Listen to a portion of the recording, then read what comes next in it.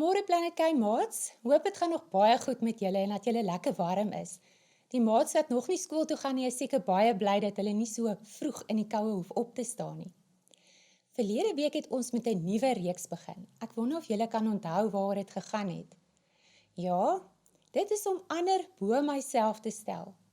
Ons het geleer dat God ons vergewe en daarom het ons ook ander vergewe.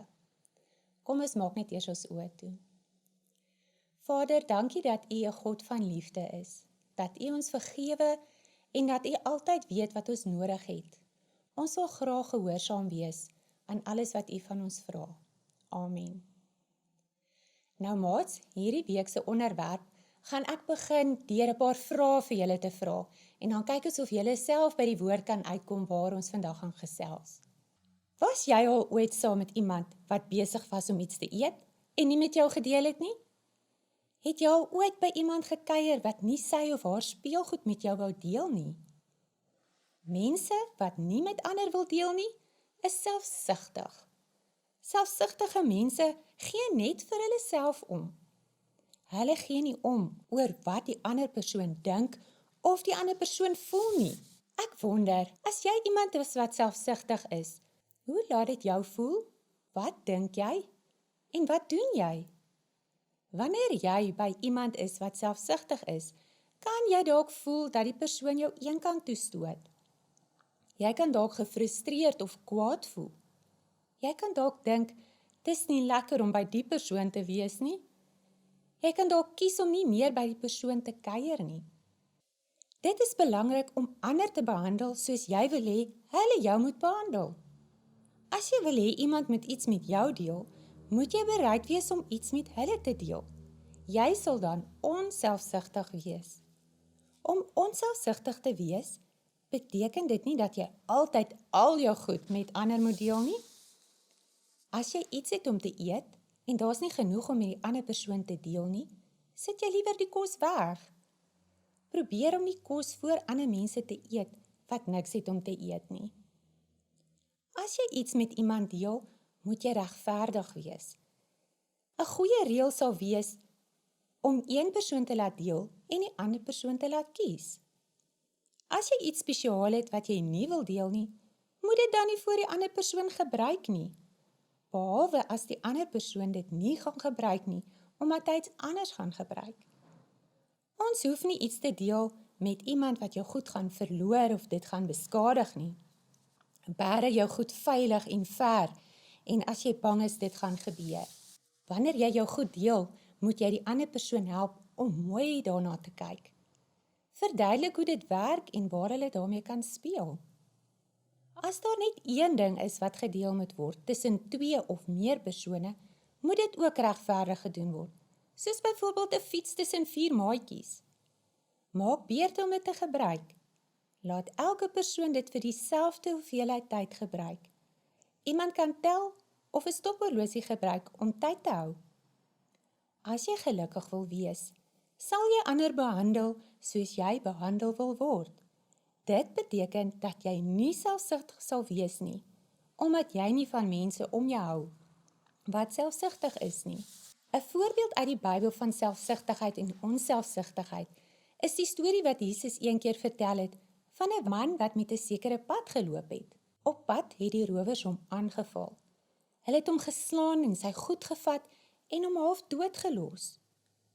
Later het 'n dominee langs die pad verbygekom en toe hy die man sien, besluit hy om selfsugtig op te tree en het aan die ander kant van die pad verbygeloop.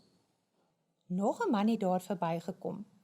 Hy het nader gegaan en na die beseerde man gekyk, maar ook hy het besluit om selfsugtig op te tree en verby te loop. 'n Samaritaanse man op reis het daar aangekom. Toe hy die man sien, het hy hom baie jammer gekry. Hy het sy wonde gedokter en verbind. Hy het die man op sy donkie gelaai en hom na 'n plek soos 'n gastehuis geneem waar hy hom versorg het. Die volgende oggend het hy vir die eienaar van die gastehuis geld gegee en gevra dat hy na die man kyk tot hy beter is. Die man wat nie selfsugtig was met sy geld en tyd nie, het bekend geraak as die goeie Samaritaan. Maats, Ons onthouversie vir vandag is Handelinge 20 vers 35 wat sê: Om te gee maak ons gelukkiger as om te ontvang. En ek seker julle het al agtergekom, om nie selfsugtig te wees nie, is net so moeilik as om te vergewe. Gelukkig weet ons dat die Heilige Gees ons helper is, en hy fluister in ons oor. Wat sal Jesus doen? Wanneer jy dan hierdie stem van hom hoor, moet jy kies. Gaan ek na God luister en die regte ding doen, of nie? Wanneer jy miskien gekies het om die verkeerde keuse te maak, is dit so belangrik dat ons vir God om verskoning moet vra, net soos wanneer jy ongehoorsaam was teenoor jou ouers. Daarom moet ons onthou, om selfsugtig te wees is nie God se hart vir ons nie, en ons moet die regte keuse maak. Kom ons maak ons oë toe. Vader, ons sê vir U baie dankie, dat U vir ons leer wat reg en verkeerd is uit die woord, en dat ons met die hulp van die Heilige Gees kan kies om nie selfsugtig te wees nie en om te kan vergewe. Ons dankie daarvoor. Amen. Maats, ek het in die boodskap vroeër in die week vir julle gevra om vir vandag se aktiwiteit 'n rekkie saam te bring.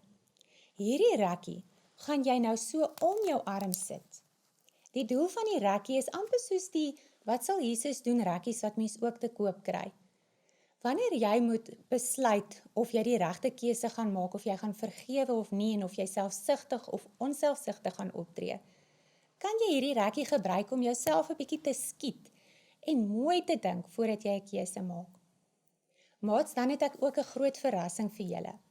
Op die blad hieronder gaan julle 'n inkleurprent kry. Nou, ek wil graag hê ons moet 'n kompetisie hou, 'n inkleurkompetisie. Die kompetisie gaan die 5de Julie sluit, en van maandag af gaan die prente ook hier by die kerk beskikbaar wees. Ek gaan dit by die agterste hek los, of julle kan my kontak om dan een te kry as julle dit nie self by die huis kan uittik nie. Ek hoop julle almal gaan sommer deelneem en dat dit vir julle baie lekker gaan wees. Onthou, 'n kompetisie het altyd 'n lekker prys. Onthou ook van die Bybelstudie op die blad hieronder, en ek hoop julle geniet dit saam met julle ouers. Totsiens!